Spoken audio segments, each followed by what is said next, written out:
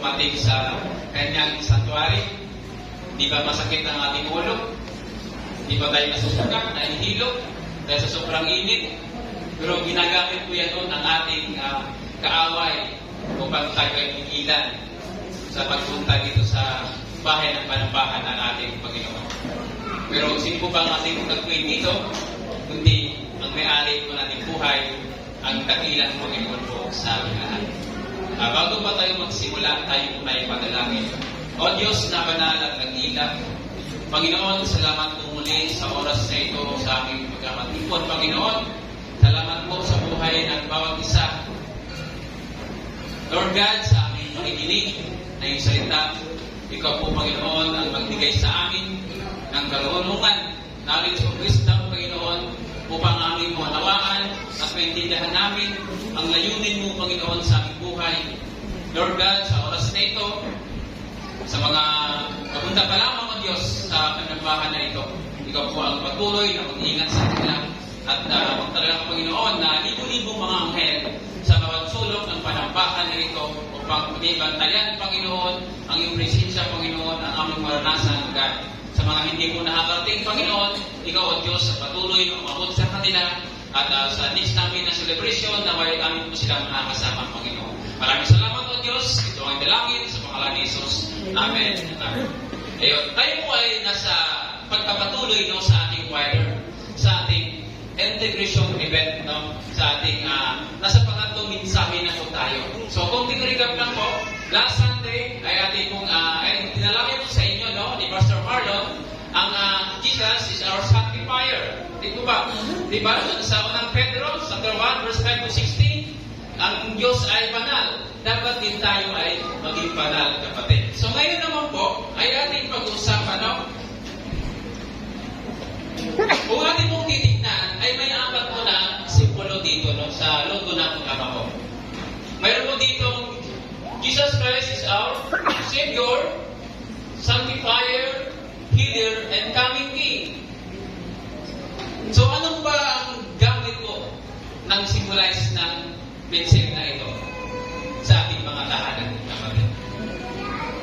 Diba sa tahanan natin, mailagay po ito ng tubig. O kaya ginagawa nilang flower vase. Hindi po ba? Minsan ginagawang flower vase ba? Yung mga sira-sirang kitchen. Minsan kapag maganda ang kitchen, ginagawa itong palamti po sa bahay. Lalo na kung hindi ba may kulay. Mga pandiko. At marami itong gamit. At ito yari ng iba't ibang materyales, kapatid. Itong kitchen na ito. Ito ng plastic, babasagin, aluminum, at iba pa. At may iba dito na kulay at sukat ang laki. Depende po sa ating kung anong meron tayo sa bahay, kapatid. Sa araw na ito ay nais kong talakayin ang isang paksa na naugnay sa marami sa atin. The divine healing power of God, kapatid. Ang banal na kapangyarihan ng Diyos sa pagpapagaling. Okay? Sa panahong ito, na marami sa atin ang dumaranas ng hirap. Di po ba? Pagdurusa at pagkabalisa dahil sa ating mga karamdaman. It's comforting and encouraging to know that our Creator is not only aware of our affliction, but is also intimately involved in our healing and restoration. Church, I want to remind each and everyone this morning, kapatid, Jesus is our healer. Sa pangatlo po natin mensahe. So, today, I want to encourage you to believe that God is our healer. And He has the ability to bring us restoration and holiness. Divine healing is a reality, kapatid, na karanasan na hindi mabilang sa mga individual sa buong kasaysayan at patuloy na nasaksihan sa buhay ng mga mananampalataya sa ngayon. Throughout the history, God has consistently revealed Himself as a loving and compassionate healer, kapatid. He is the source of all healing and restoration. And both physically and spiritually, kapatid. So in the scripture, we see God identifies Himself as the Lord who heals. Sabi nga doon sa Exodus 15:26, sabi doon, ang sabi niya, kung ako ay buong puso ninyong susundin, kung gagawin ninyo ang matuwid at sundin ang aking kautusan at mga tuntunin, hindi ko ipaparanas sa inyo alinman sa mga sakit na ipinadala ko sa Ehipto. Akong si Yahweh ang inyong manggagamot. No? Pinagtibay ko, kapatid, doon sa talata, ang kalikasan ng Diyos bilang isang manggagamot. No? He is not only capable of physical healing, but also desire to bring healing to every aspect of our lives, kapatid. No? Physically, emotionally, and spiritually. Di po ba? Makahanap tayo ng kaliwan at pag-asa sa pag-alam natin na ang Diyos ang tunay na pinagmulan ng pagbabagalin po para sa atin. No? King David encouraged us to remember and acknowledge the benefits that come from God's hand. One of these benefits is healing, kapatid. Sabi ko doon sa awit 103, verse 2 and 3, purihin mo, Panginoon, o kaluluwa ko, at huwag mong kalimutan ang lahat ng mga biyaya. No?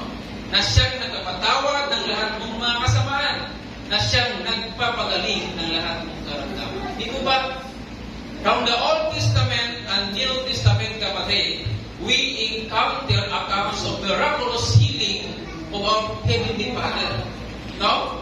Jesus walked among us as the ultimate expression of God's healing power. No? He has performed extraordinary acts of restoration. No? That single died to restore their sight. Di ko ba? Yung bulag, yung nakakita, cleansing the leper, no? Making the lame walk, yung lungko na nakalakan, and even rising the dead. No?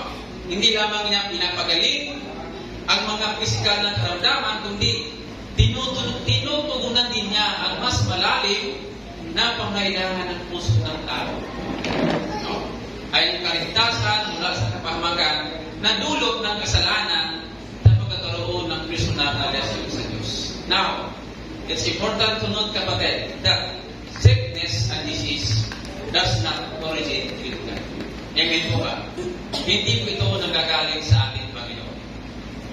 Ang mga ito ay pumasok sa mundo dahil sa pagbagsak ng tao sa kasalanan, at dahil dito ang katiwalaan at polusyon ng kasalanan ay kumalat sa buong sangkatauhan.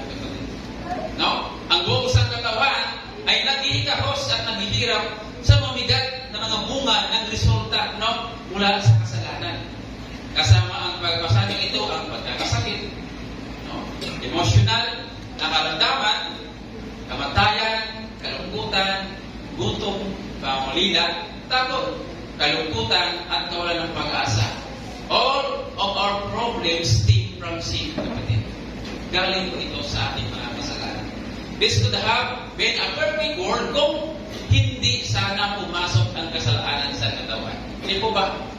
Masasabi natin perfect world po ito kung hindi po nagkasala si Adam sa si kapatid. No? In the book of Genesis, chapter 1, verse 31, it is described that God created everything, no? And declared it to very good. Di po ba? Ang pagsuway at pagrebelde ng sangkatauhan laban sa Diyos ay nagdulot ng pagpasok ng kasalanan ko sa mundo. The story of Adam and Eve in the Garden of Eden, kapatid, ay inalarawan, no? Ang pagkahulog ng sangkatauhan sa kasalanan. They disobey God's commandment and ate from the forbidden tree. No? With both consequences, not only upon themselves, but also upon the entire creation. Di po ba? Ang kasalanan ay nagdudulot ng paghihiwalay sa Diyos at paglihis sa kanyang perfectong kalooban.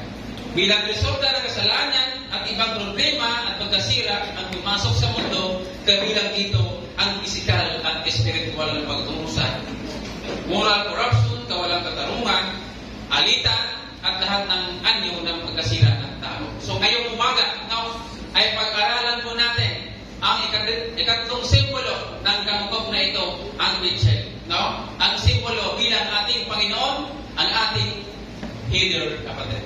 No? Ang tanong, naranasan na ba ninyo ang magkaroon ng sakit? lahat po tayo, no? Ay nagkaroon ng karamdaman, ibang iba man. Di po ba? Ako dati talaga, ang buhay ko ay nag-50-50 na, no? Nung nagatingkas po ako. Ano ba mga sakit na ito, kapatid? Marami, trangkaso, lagnat, sakit sa ulo. Di po ba? Marami. No? Ang tanong, paano po kayo gumaling? Ano pong ginawa ninyo, kapatid? Ano po ba ang kahulugan ng salitang healing? No? Healing is the restoration of health of a person suffering from organic and or psychological disease. So, in Alliance, we believe that Jesus Christ still heals people today. No? Just as He healed when He was here on earth thousands of years ago. Sa Bible po ay may mabasa tayong mga sinasabi ng ating Panginoon tungkol sa healing. So in today's message, kapatid, na ating pag-uusapan ngayon, I want to explore 3 key aspects that will help us understand and experience God's healing power, kapatid. Now, una, the healing promise of God's healing. Ang pangako ng Diyos sa pagpapagaling. Again, throughout the scripture, no, inahayag ng Diyos no, ang kanyang sarili bilang isang mahabagin, mapagmahal, na manggagamot, na nag-aalok ng pag-asa, pagpanumbalik at kabubuan sa mga sumasampalataya po sa Kanya.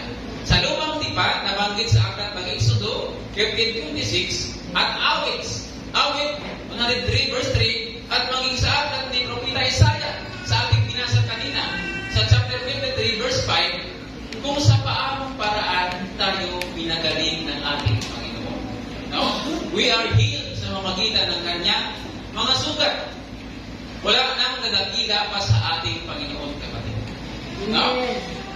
Maging ang New Testament, dito natin makita ang kamangha-manghang ginawa ng ating Panginoon. No? Sa mamagitan ng kanilang pagpapagaling ng mga sakit, pagpalayas ng mga inaniman ng demonyo, o mga masamang espiritu. Sa bawat ministeryo niya may ginawa siyang kagalingan sa bawat karamdamang idinulog sa kanya. No? Matandaan natin yung anak ng senturyon. Di po ba? No, yung babae matagal na dinulugo. Yung mga hawak lang sa salaylayan ng ating Panginoon para lang sa'yo gumaling. No? Yung batang may sakit na pinagaling niya. Maging yung taong paralisado. Pinalakan niya. Sabi nga doon sa Exodus 15:26, kung iyong diringgin ang buong tiyaga, ang tinig ng Panginoon mong Diyos, at iyong gagawin ang matuwid ng kanyang mga mata, at iyong sundin ang kanyang mga utos, at iyong tutuparin ang lahat ng kanyang batas, wala akong ilalagay ng karamdaman sa iyo. Nagaya ng inilagay sa mga Ehipto, sapagkat ako ang Panginoon na nagpapagaling sa iyo. Di po ba ang ganda ng sinabi dito ng Panginoon sa atin? Mayroon mo tayo dapat gawin. No? In Exodus 15:26, ang Diyos ay nagsalita sa mga Israelita at pinapahayag ang kanyang sarili bilang ang Panginoon na nagpapagaling. Di po ba? Ang pahayag na ito ay nagpapakita ng katangian ng Diyos at ang kanyang pangako na magdala ng kagalingan at kabubuan sa kanyang bayan. No? In Exodus 23:25, inyong sasabitin ang Panginoon ninyong Diyos at aking pagpalain ang inyong tinapay at ang inyong tubig at aalisin ko ang sakit-sakit na. Di po ba? Ang talatang ito ay naglalaman ng isang pangako muna sa Diyos sa mga Israelita at maging sa atin mga kapatid. No? Na tinitiyak na kanila ang kanyang proteksyon at pag-aalis ng sakit sa kanilang gitna kung manatili silang tapat sa kanya. Kaya ang tanong, tayo ba'y grateful sa atin? Ba? Yung po yung kailangan niya. Although ang pangakong ito ay partikular na ibinigay sa mga Israelita sa kanilang paglalakbay po sa ilang. Ito ay naghahayag ng mahalagang prinsipyo na tungkol sa katangian ng Diyos at ang kanyang pagnanais na magdala ng kagalingan sa kanyang bayan. No? Ito ay nagpapakita na ang Diyos ay interesado pa rin sa kalusugan at kabubuan ng mga mananampalataya. Bagamat mahalagang tandaan na ang talatang ito ay hindi ginagarantiya, no? Ang isang buhay na malaya sa karamdaman. Hindi po ito ginagarantiya. yung talatang ito. Ito ay nagbibigay din sa kakayahan ng Diyos na magdala ng kagalingan at magpanumbalik, no? Just as God desired to remove sickness from the Israelites, no? He also desired to heal and restore every aspect of our lives.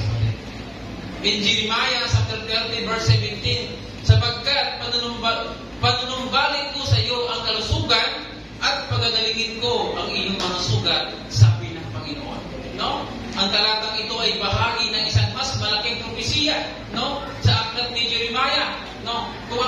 Kung saan ang propeta ay nagsasalita sa ngalan ng Diyos sa mga Israelita sa panahon ng pagkatapon mo at paghatol, no? Partikular na sa talatang ito, ipinangako ng Diyos ang pagpanumbalik at pagpapagaling sa kanyang bayan na sugatan at tinatihan, kapatid, no? Ang deklarasyon ng pagpapanumbalik, no, sa Jeremiah chapter 30 verse 17 ay mga parehong physical at spiritual na kahalagahan. Ito ay nagsasabi na sa atin, no, sa layunin ng Diyos na pagalingin, no, ang mga physical na karamdaman, ang sugat ng kanyang bayan, kapatid. Naghahatid din ng mas malalim na mensahe ang pagpanumbalik tungkol sa kanilang spiritual na kalagayan at kaugnayan po sa Diyos. So sa kabila ng pagkatapon ng mga Israelita at ang kanyang pagkaramdam at pag-iwan, tinitiyak sa kanila ng Diyos, kapatid, no, na siya ay nagmamalasakit pa rin sa kanila. At sa atin po, kapatid, hindi mo ba? Sa isang mas malawak na konteksto, ang talatang ito ay makikita din bilang isang foreshadowing ang tunay na plano ng Diyos ng restoration sa pamamagitan po ni Hesus Kristo, kapatid. No? Jesus came to heal the broken. Amen po ba? No? Restore the outcast and bring reconciliation between humanity and God. No? God's sacrifice on the cross provided the means for the restoration of all who put their faith in Him. Di po ba? Now, it's not interesting that being a believer and believing that God is a healing God, na kapag tayo ay nagkasakit o may nangyari sa atin, ang unang bagay na gagawin natin ay gusto nating pumunta sa doktor. Di po ba? I am not opposed to doctors, kapatid. No? We need Him. Kailan natin sila, na doktor. Tinawag ng Diyos ang mga doktor. The truth is, there is only one physician, and that's the great physician, who is God. Di ba ba? Ang healing is promised from God. No? However, it can be challenging for believer to believe this due to past disappointment. No? May doubt sa puso, ang ignorance about what the Bible teaches about healing. Nasa healing pa rin ang Diyos. Nasa miracle pa rin ang Diyos, kapatid, sa mga oras na ito. Di mo ba? Ang kanyang kapangyarihan magpapagaling at gumagawa ng mga himala ay hindi nabawasan sa paglipas ng panahon. Patuloy po natin siyang nararamdaman. Di mo ba? Siya ay nanatiling pa rin noong kahapon, no? Ngayon at magpakailanman. Wala pong nababago sa Diyos. At ang kanyang kakayahang magsagawa ng mga supernatural na intervention ay walang limitasyon, kapatid. Hindi po ito magagalingin ko kasi ito sumusunod sa akin. Wala pong ganun ang Panginoon, kapatid. Siya ay nagpapagaling pa rin at ginagawa niya ito ayon sa kanyang kalooban at ang kanyang perfectong panahon. Di po ba? Sometimes, pinipili ng Diyos na pagalingin ang mga individual kaagad. Bakit? At sa ibang pagkakataon, maaaring din piliin ng Diyos na gumawa sa mamagitan ng mga kamay ng mga doktor. Di po ba? No? Mga medical na manggagamot at natural na paraan. No? But there's a reality that we also face, kapatid. Sometimes, God chooses not to heal us of sickness and diseases. Di po ba? If you look for example, kay Apostol Pablo, kapatid. Di po ba? 3 beses po siyang nanalangin sa kanyang karamdaman, ngunit hindi ito inagaling ng ating Panginoon. He prayed 3 times that God would heal him, ngunit he did not receive his healing from God. Basahin po natin sa 2 Korinto, chapter 12, verse 7 to 9. Sabi doon, kaya't upang ako'y huwag magyabang ng labis, binigyan ako ng isang tinik sa laman, isang sugo ni Satanas upang ako ay saktan, upang ako'y huwag magmalaki ng labis. 3 ulit akong nanalangin sa Panginoon tungkol dito na lumayo sana ito sa akin. Subalit sinabi niya sa akin, anong sabi ng Panginoon? Apostol Pablo, ang aking biyaya ay sapat na sa iyo. Di po ba? Sapagkat ang aking kapangyarihan ay nagiging sakdal sa kahinaan. Ako'y lalong nagmamalaki na may galak sa aking kahinaan upang ang kapangyarihan ni Kristo ay mananatili po sa akin. Di po ba? Ang ganda ng sinabi doon ng ating Panginoon, ang aking biyaya ay sapat na para sa atin. So, God sometimes chooses not to heal every sickness, kapatid. Pero, He promised that He will us in sickness. Nasa atin siya. He is by our side with our suffer, and He's giving us strength and grace, no, to bear what we bear. No? Ang kakayahan ng Diyos na magpagaling ay hindi limitado. Ang mga hagdan ng natural na mundo, siya may kapangyarihan, no, na mag-intervene sa ating mga kalagayan at magdulot ng pagpanumbalik sa pagkabuo. Siya ay nagpapagaling pa rin at ginawa niya ito ayon sa kanyang kalooban, sa kanyang perfectong timing. So it is important to understand, kapatid. Also, when God promised to heal us, we must make sure to live our lives in His term, kapatid. Di po ba? Obedient to God is closely connected to experiencing the fullness of His healing, kapatid. Di po ba? Dapat meron po tayong obedient sa ating Panginoon. Hindi ginagarantiyan ng pagsunod ng madalian o kumplitong physical paggaling sa bawat pagkakataon. Ngunit, sa pamagitan po ng pagsunod natin sa Kanya, inilagay natin ang ating sarili upang matanggap ang Kanyang pagpapagaling ayon sa Kanyang perfectong kalooban at panahon. No? God offers the promise of healing, but our obedience and trust His perfect will and timing are key to experiencing His fullness. Yun po ang kaya nating galing. Andyan na yun, anong sa Lord? Pinapagaling na tayo ng Lord ng Panginoon eh. Pero tayo ba'y sumusunod sa Kanya? Hindi po ba? Yung po yung susi para po tayo ay gumaling. Obedient to God. Pangalawa, the person of healing, Jesus Christ. In the Gospel, it is recorded that Jesus ay lumalakad sa gitna ng masa.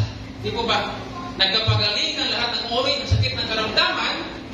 Sabi dun sa Matthew chapter 4, verse 23, at nilikot ni Jesus ang buong Galilea na nagturo sa mga sinagoga nila at ipinapangaral ang ibang hinaliw ng kaharian at nagpapagaling ng lahat ng sakit, ng lahat ng karamdaman na nasa mga tao, kapatid.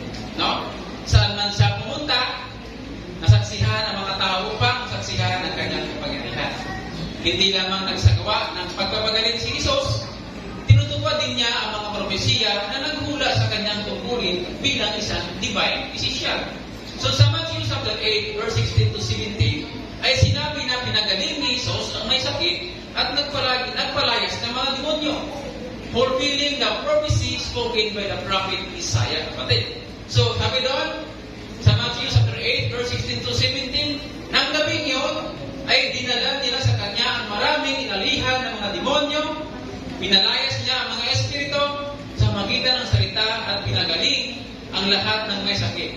Ito ay upang matupad ang sinasabi sa magitan ni Propeta Isaiah, kinuha niya ang ating mga sakit at pinasan niya ang ating mga karamdaman. Di po ba? Sa katuparan na ito ay nagbibigay din sa otoridad at magiging tunay si Jesus ang Isaiah na pinahihintay nila na sinugo ng Diyos upang magdala ng pagpanumbalik at pagtubos sa sangkatuhan. With every miraculous healing, no, He demonstrated His divine nature, no, reinforcing His claim to be the Son of God and the ultimate source of healing. Ito po ang ating Panginoon sa Kristo. Sabi nga doon sa unang Pedro, chapter 2, verse 24, siya mismo ang nagdala ng ating mga kasalanan sa kanyang katawan sa punong kahoy upang tayo'y mamatay sa mga kasalanan at nabuhay sa katuwiran. Dahil sa kanyang mga sugat ay gumaling tayo. Hindi po ba? No? Kusang loob niyang dinala, no, ang bigat ng mga kasalanan ng sangkatauhan at dumaranas ng matinding sakit upang sa pamamagitan niya ay masupungan natin ang landas tungo sa pagtubos at pagpanumbalik naman. Ang sakripisyo ni Jesus ay naging tulay na nagdulot ng kagalingan hindi lamang sa ating mga pisikal at katawan, kundi pati rin sa ating mga subagat kaluluwa. No? Sa pamamagitan ng kanyang kamatayan at muling pagkabuhay, ibinigay niya, no, ang buhay na walang hanggan at kaligtasan sa lahat, no, na nagtitiwala sa kanya bilang Panginoon at tagapagligtas. Sa pamamagitan ng sakripisyo ni Jesus sa cross, ginawa ng Diyos na posible ang kaligtasan para sa atin. Kasama din yan ang kagalingan mula po sa karamdaman dulot ng kasalanan. Diba? Sabi nga ng unang Pedro, chapter 2, verse 24, dahil sa kanyang mga sugat, ay gumaling kayo. Ibig ko ba? So, si Jesus ay lubhang pinahirapan sa puntong ang kanyang katawan na hindi na halos makilala. Di ko ba? Dahil sa mga nagatay at sugat ng kanyang tinamo, ang kanyang katawan ay luguan ang dudog ng kanyang lapis ng pihirap at sakit ng kanyang nararamdaman. Ang kasalanan at karamdaman ay wala ng otoridad, no, sa buhay ng mga mananampalataya. At sa sampalataya kay Kristo bilang Panginoon. Ito ang kaloob ng Diyos sa atin sa pamagitan ni Kristo. Ginawa na po ng ating Panginoon, kapatid. Wala na pong ibang pwedeng gagawa ito. Na tayo ay maging malaya, no, sa kasalanan at ang mga karamdamang dulot nito sa ating buhay. Ang cross na kung saan si Jesus ay tinaas, ipinako, ay may kapangyarihan magpagaling kagaya ng tansong ahas ni Moises. Ngunit, no, ang cross ni Jesus ay mas makapangyarihan kaysa tansong ahas sapagat hindi lamang ito kaya magkaloob ng kagalingan, ito ay may kakayahang magkaloob ng buhay na walang hanggan. Di po ba? Kapag ang mga salita na tumingin sa tansong ahas ay gumaling, ang mga titingin sa cross ni Jesus ay may pananampalataya, ay magkaroon ng kagalingan at buhay na walang hanggan. God, through the cross of His Son, has provided healing both on your soul and body. All you have to do is to believe. Mananampalataya lang po tayo sa ating Panginoon. Yun lang po ang hinihingi ng Diyos para sa atin, para tayo po ay kumalik.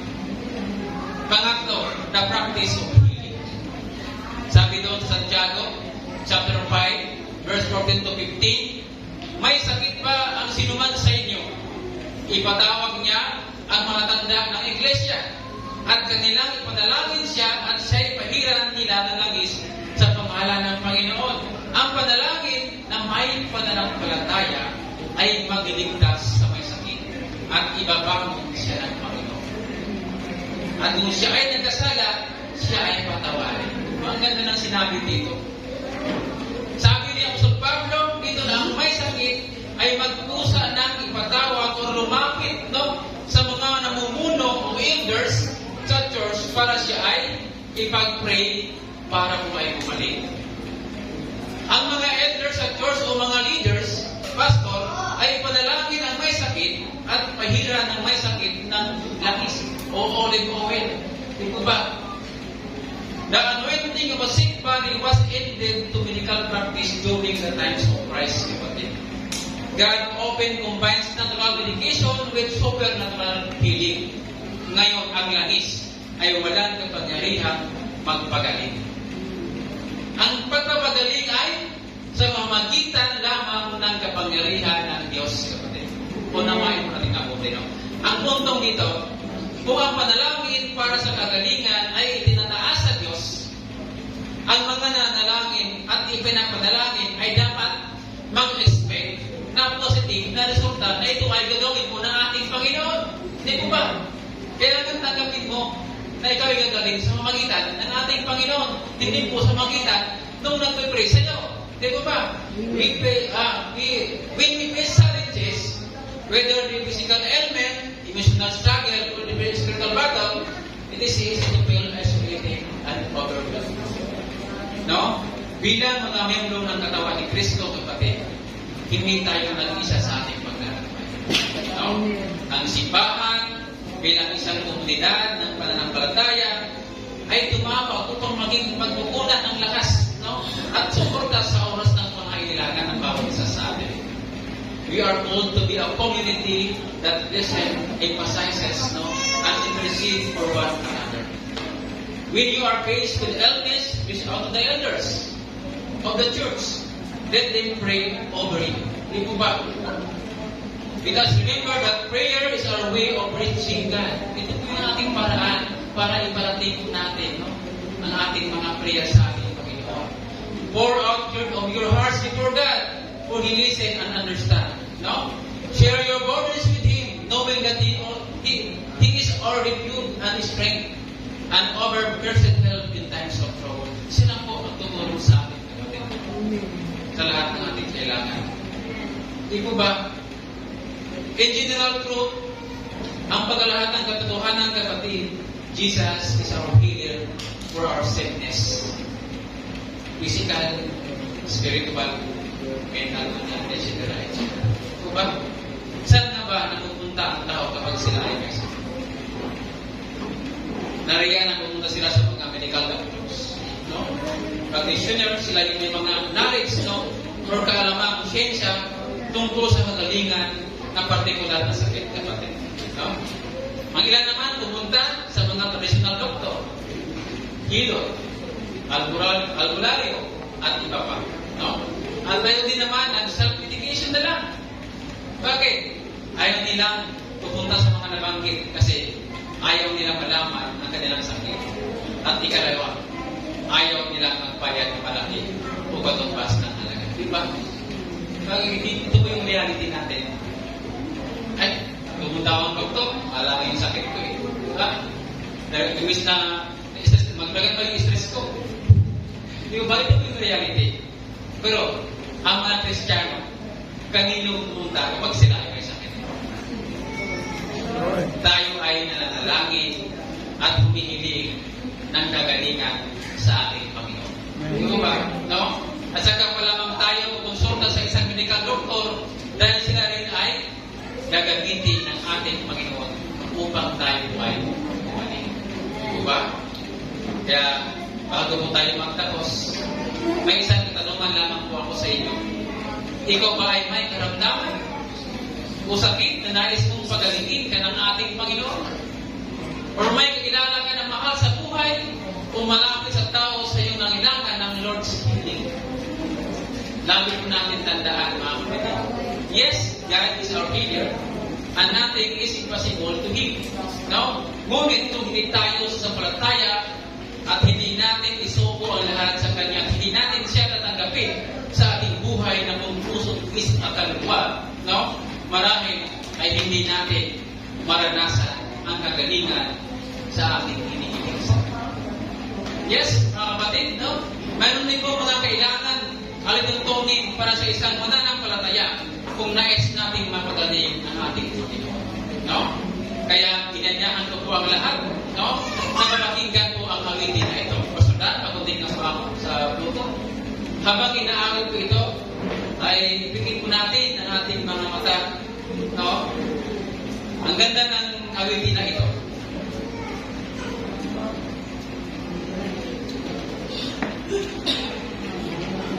Finger.